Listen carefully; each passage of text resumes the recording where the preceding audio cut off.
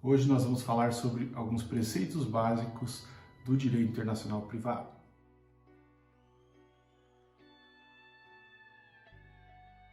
Começamos falando sobre a ordem pública. O que vem a ser a ordem pública, onde ela está expressa no ordenamento jurídico brasileiro, e também falaremos sobre a reserva da ordem pública.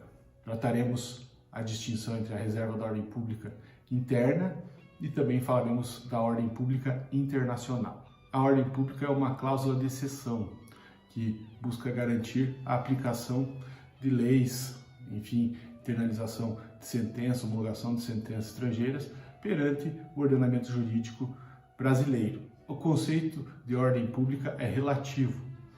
Por quê? Por que existe essa relativização?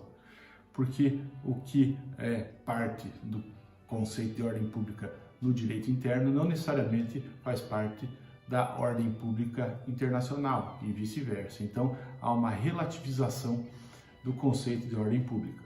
Também podemos ver que é um conceito aberto e que vai depender da interpretação do magistrado no momento aí da internalização da lei ou ainda da homologação das sentenças estrangeiras. No Brasil, a reserva legal da ordem pública está prevista no artigo 17 da LINDB, que diz o seguinte: as leis, atos e sentenças de outro país, bem como quaisquer declarações de vontade, não terão eficácia no Brasil quando ofenderem a soberania nacional, a ordem pública e os bons costumes. Portanto, aí a gente tem uma noção da questão da relativização da ordem pública e também da ideia dela ser um conceito aberto, quando tratamos, no final aí do artigo, os bons costumes. Para entendermos a diferenciação entre a ordem pública interna e a ordem pública internacional, podemos usar o exemplo do repúdio, um instituto comum em países de origem islâmica e, de certa maneira, mais extremistas, onde a mulher não é citada para o divórcio. O marido consegue o divórcio simplesmente fazendo o pedido, através da ação cabível, ao magistrado daqueles países. Isso, em alguns países, é válido.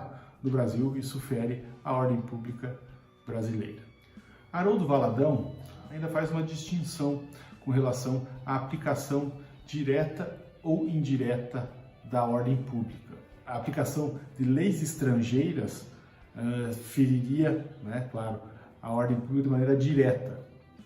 Ou seja, se existir uma lei que vai ser aí aplicada no Brasil contrária à ordem pública, estaria ferindo a ordem pública de maneira direta. E ele também disse que já os atos, sentenças, enfim, reconhecimento desses atos e sentenças de outros países, ou proferidos em outros países, e que não estão de acordo com o nosso ordenamento jurídico, ferem a ordem pública de maneira indireta. O próximo preceito básico do direito internacional privado é o da fraude à lei. Bom, para começarmos a falar sobre fraude à lei, é importante a gente lembrar que devem haver alguns pressupostos para caracterizá-la. Primeiro, a gente deve entender que a fraude acontece quando as pessoas querem burlar o sistema jurídico de outros países, se utilizando, portanto, aí como pressupostos, subterfúgios, argumentos ou desvio de dinheiro, algo nesse sentido, evitando a aplicação do direito, transferindo valores para outros estados-nação, para fins de melhores condições no que diz respeito à questão tributária, buscando benefício com a legislação de outro país. Esses subterfúgios, essas artimanhas, caracterizam a fraude à lei. Alguns exemplos para ilustrarmos a nossa matéria. A utilização de veículos com placas de outros estados-nação, tentando burlar as legislações de trânsito, ou ainda evitar a incidência tributária sobre esses veículos. O cidadão vai para o Paraguai, de alguma maneira consegue adquirir um carro lá e traz para cá, passa a dirigir esse veículo no território nacional. Ele estaria automaticamente, portanto, burlando o nosso sistema, nossa legislação de trânsito. Isso caracteriza a fraude à lei. Ou ainda o divórcio. O eminente autor Steiner Walter Hechsteiner, traz um exemplo bacana sobre a fraude à lei, que é o da Sophia Loren e do Carlo Ponti. Sophia Loren e Carlo Ponti adquiriram a nacionalidade francesa para que o Carlo Ponti pudesse se divorciar aí da sua primeira esposa e contrair núpcias com a Sophia Loren, né?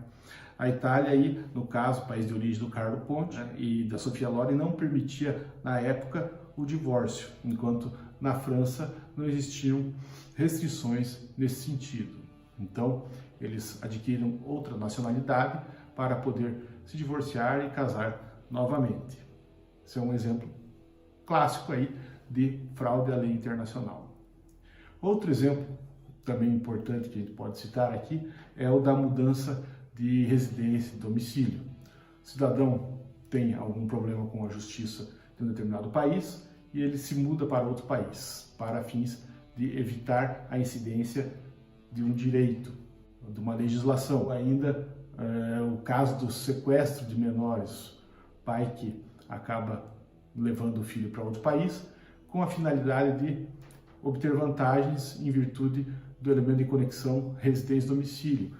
De repente, a criança, estando em outro país, trará vantagens ao pai numa ação de alimentos ou algo parecido. Também estamos diante de mais um exemplo de fraude à lei. Lembrando que a fraude à lei ela é internacional, ou seja, a fraude à lei internacional. Então tem que ter esse vínculo aí entre pessoas de países diferentes. Um outro exemplo também bacana a gente tratar é o do envio de dinheiro para paraísos fiscais, ou seja, a pessoa tem a finalidade aí de lesar o fisco do país onde na realidade ele deveria arcar com a questão tributária através, lógico, aí do sistema tributário daquele país, né? Mas ele não faz, ele transfere as suas atividades para outro país, acaba burlando o sistema tributário da onde ele tinha as suas atividades comerciais. Recentemente nós tivemos o caso do Ronaldinho Gaúcho, que foi preso, está preso, enfim, em virtude de ter entrado no Paraguai com documentos alterados.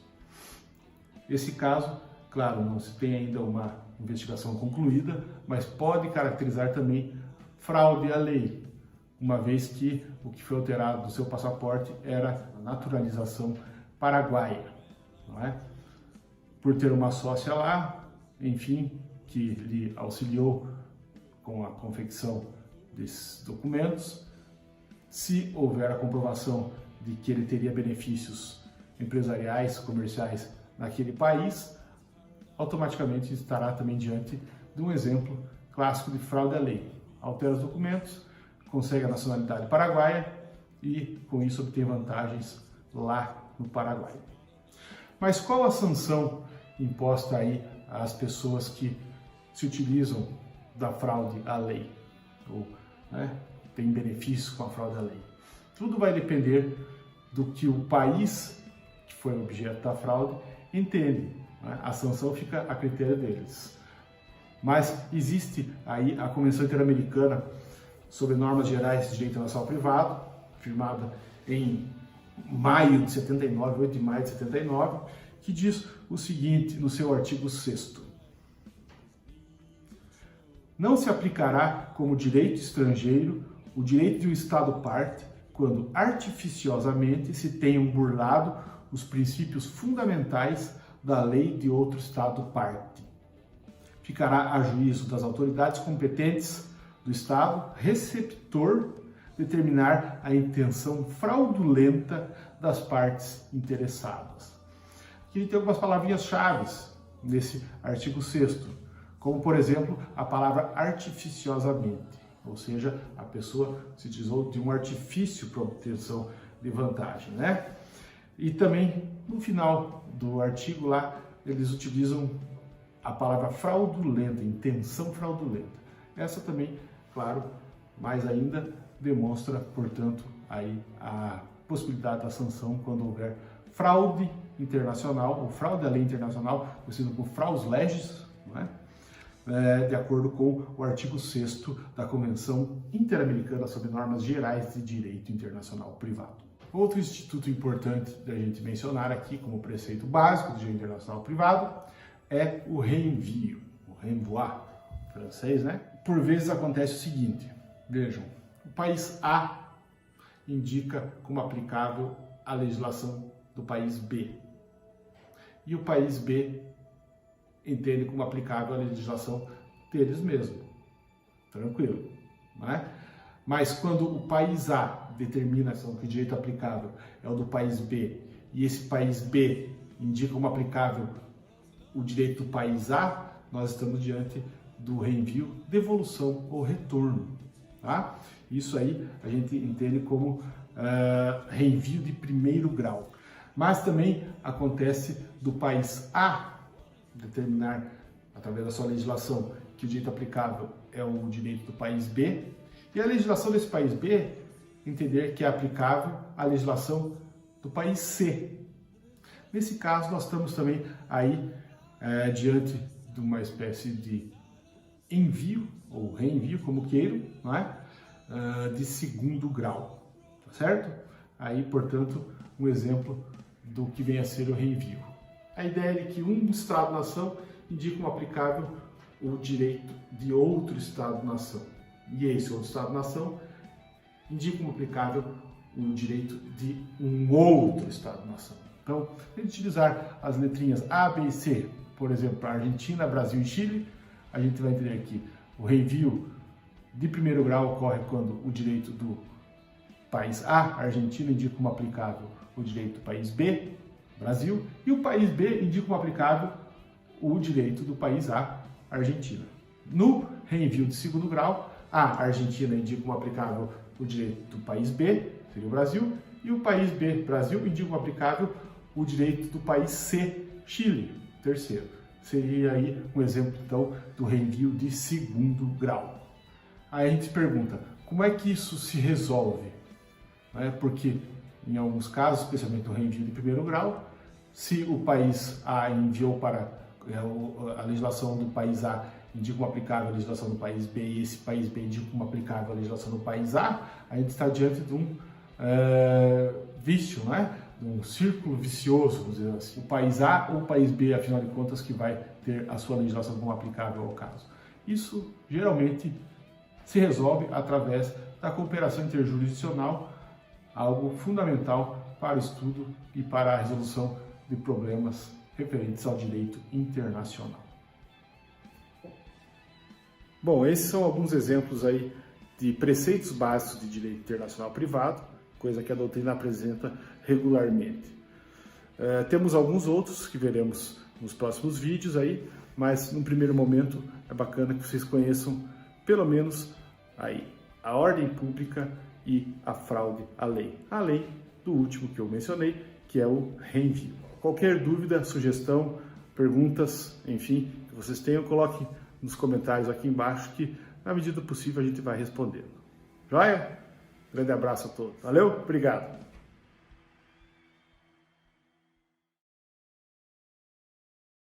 Como, por exemplo, preceito básico, como